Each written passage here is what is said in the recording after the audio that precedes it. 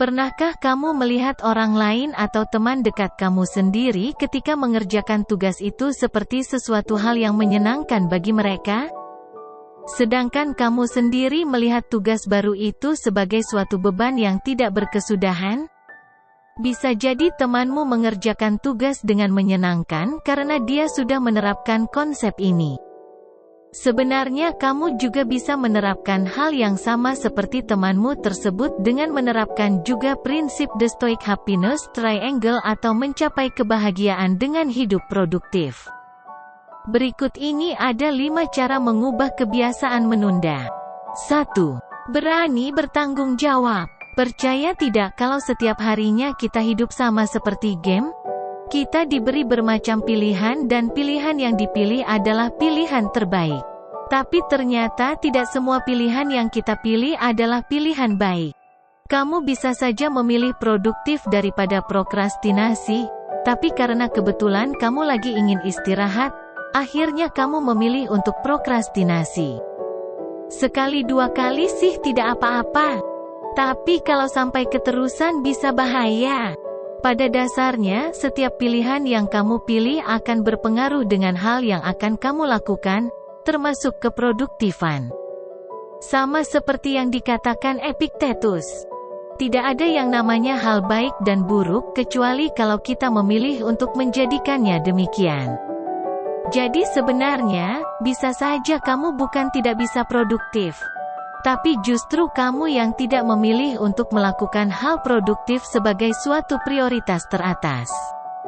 Oleh karena itu, mari mulai bertanggung jawab dengan pilihan diri kita sendiri. 2. Ubah penilaian dalam melihat sesuatu. Seringkali kita merespon sesuatu menjadi negatif karena kita sudah menilai sesuatu tersebut sebelumnya. Sebenarnya, kamu tidak akan terusik dengan adanya tugas baru, hanya saja kamu sudah memberikan opini atau penilaian pribadi ke tugas tersebut dengan cara yang negatif. Jika sejak awal kamu berpikiran tugas adalah sumber stres, maka seterusnya ketika dikasih tugas baru, maka secara otomatis kamu akan terbebani. Beda halnya kalau kamu menanamkan pikiran bahwa kamu merasa tertantang untuk menyelesaikan sebuah tugas. Maka kamu bakalan semangat setiap ada tugas baru dan merasa hal tersebut adalah sesuatu yang menyenangkan. 3. Hidup dengan versi terbaik diri kita. Mengekspresikan versi terbaik dari diri kita dari waktu ke waktu. Sederhananya, kamu perbaharui terus kemampuan kamu sampai benar-benar melampaui batas yang kamu kira. Ibarat ada 2 garis. Satu garis adalah target yang ingin kamu capai dan satu garis lainnya adalah hal yang kamu lakukan sebagai aktualisasi dari rencana tersebut. Sebagai contoh, kamu diberi tugas sebanyak 100 soal dan kamu memasang target untuk bisa mengerjakan setidaknya setengahnya. Ternyata, kamu mampu hingga 60 soal. Akhirnya, kamu merasa tertantang dan memasang target baru yang lebih tinggi di lain waktu untuk mencapai garis batas diri kamu.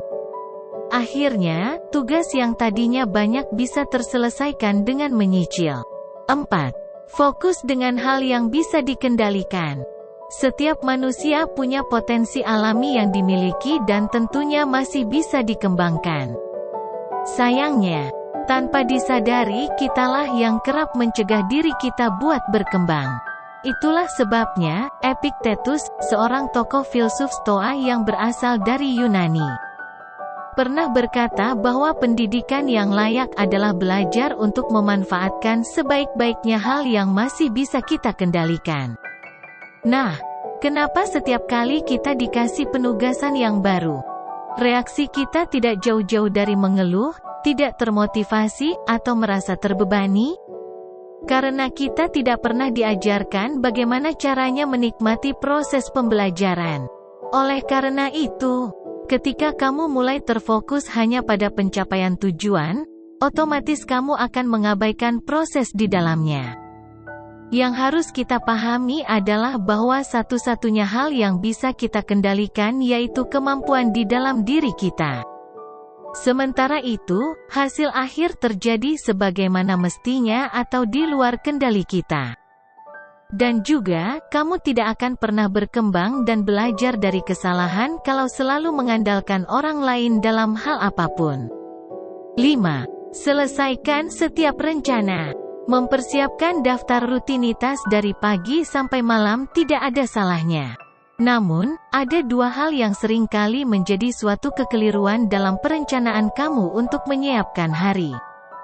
Hal tersebut adalah kalau kamu malah menjadi keteteran dengan mencantumkan daftar pekerjaan yang kebanyakan, namun waktunya banyak dihabisin dengan waktu istirahatnya. Nah, jangan pernah mengambil waktu istirahat pada tugas yang nanggung, ya.